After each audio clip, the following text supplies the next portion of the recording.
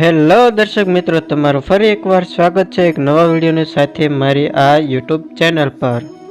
તો મિત્રો, તમે જેમ થંબનેલમાં જોયું કે અત્યારે પરમ પૂજ્ય શ્રી મોરારી બાપુની રામકથા એ અમરેલી જિલ્લાના લાઠી તાલુકામાં શરૂ થઈ ગઈ છે અને એ આજ એટલે કે તારીખ 24 ડિસેમ્બરથી 1 જાન્યુઆરી સુધી ચાલુ રહેવાની છે। તમે જોઈ શકો છો આ રામકથાનું આયોજન કેવી રીતે કરવામાં આવ્યું છે। મિત્રો, આ રામકથાનું આયોજન એ 150 વીઘામાં એટલે કે 150 વીઘામાં કરવામાં આવ્યું છે અને એના મુખ્ય 2 દ્વાર છે। તમે જોઈ શકો છો આ બરફમાં જે બનાવેલા છે એ એન્ટ્રી ગેટ છે, મુખ્ય 2 છે।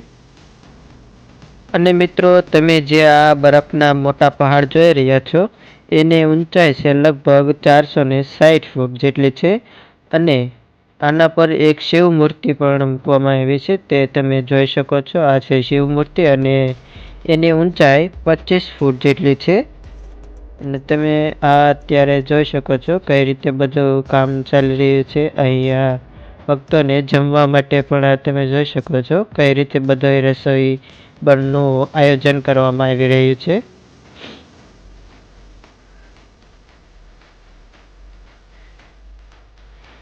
અને આ રામકથામાં કોઈ પણ ભક્તોને મુશ્કેલીઓ ન પડે તેવી વિવિધ પ્રકારની સુવિધાઓ પણ કરવામાં આવી છે। તમે જોઈ શકો છો અહીંયા ગૌ માતાનું પણ સ્ટેચ્યુ મૂકવામાં આવ્યું છે।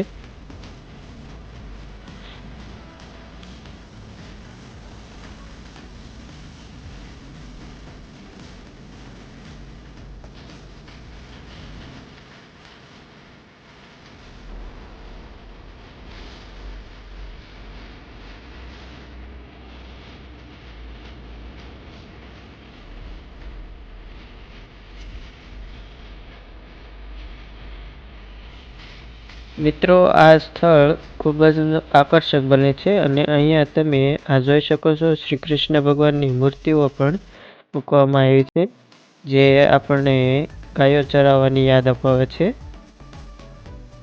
અહીંયા ભક્તોને જમવા માટે પણ ખૂબ જ સારી એવી વ્યવસ્થા કરી આપવામાં આવેલી છે અને તમે આ જોઈ શકો છો એક મોટું ડોમ બનાવવામાં આવ્યું છે જ્યાં પરમ પૂજ્ય શ્રી મોરારી બાપુની કથા બેસશે અને સામે તમે જોઈ શકો છો વ્યાસપીઠ મૂકવામાં આવશે અને અહીંયા આ બાજુ જઈએ તો આ તમે જોઈ શકો છો શૌચાલય, અહીંયા ભાઈઓ અને બહેનો માટેની પણ વ્યવસ્થા છે।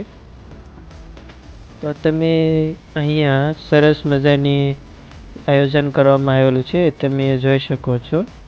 અહીંયા બેસવા માટે પણ ઉપર તમે જોઈ શકો છો મંડપ નાખેલા છે અને ત્યાંથી આગળ જઈએ તો હવે હું તમને રસોઈની બધી વ્યવસ્થા દેખાડીશ। તો તમે જોઈ શકો છો આ રસોઈની બધી વ્યવસ્થા છે, લાકડા પણ પડેલા છે અને રાંધવાનું અહીંયા ચાલુ કરવામાં આવશે। અહીંયા તમે જોઈ શકો છો હજારોની સંખ્યામાં સેવકો પણ આવેલા છે।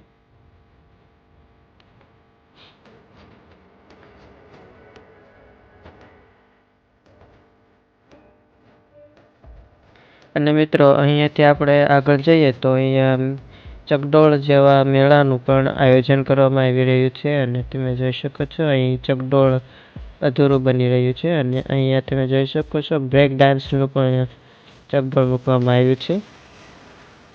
અહીંયા તમે મેળાની પણ મોજ માણી શકો છો। તમે જોઈ શકો છો અહીંયા હિંચકો પણ છે અને બધી તૈયારીઓ ફૂલ જોરથી ચાલી રહી છે। તો મિત્રો, તમને આ બ્લોગ મારો કેવો લાગ્યો? જો સારો લાગ્યો હોય તો કોમેન્ટમાં જરૂર લખજો અને મારી ચેનલને સબસ્ક્રાઈબ કરવાનું ન ભૂલતા। જય શ્રી રામ। મિત્રો, કથા સાંભળવા જરૂરથી આવજો।